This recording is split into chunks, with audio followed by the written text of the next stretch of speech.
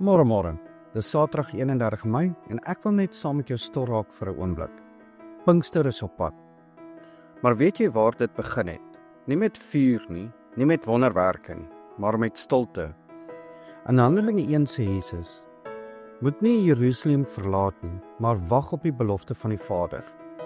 En toe?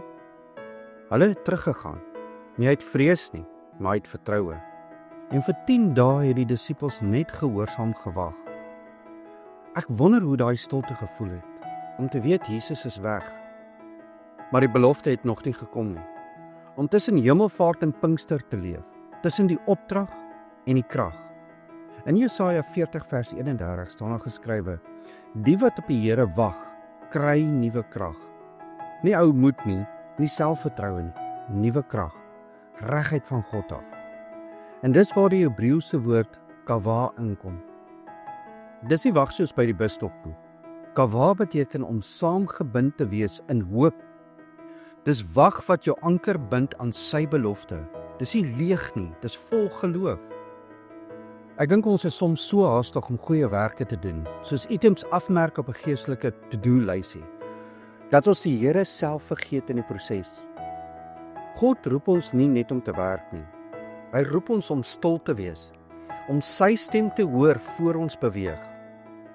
Pinkster herinner ons, die Heilige Gees vul nie die haastiges nie, maar die wat bereid is om te wag.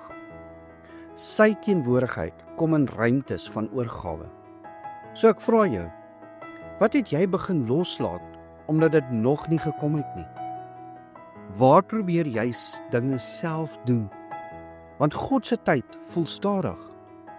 En maak jy vandag plek vir hom, regtig. Kom ons bid saam. Heilige Vader, ek wil nie leef uit my eie ritme nie. Ek wil wag soos u disippels. Vol hoop, vol verwagting, vol geloof. Verander my stilte in voorbereiding. Laat my wag nie passief wees nie, maar 'n plek van aanbidding en van gebed en van oorgawe. Ek kies om my tydlyn te laat gaan en u beloftes vas te hou. Kom Heilige Gees, ek is hier en ek wag. In Jesus naam. Amen. En moenie vergeet nie, jy is dalk die Bybel wat iemand vandag moet ontmoet. En dalk is jou wag juis die getuienis wat iemand se geloof wakker maak. Ek hoop jy het 'n geseënde Saterdag.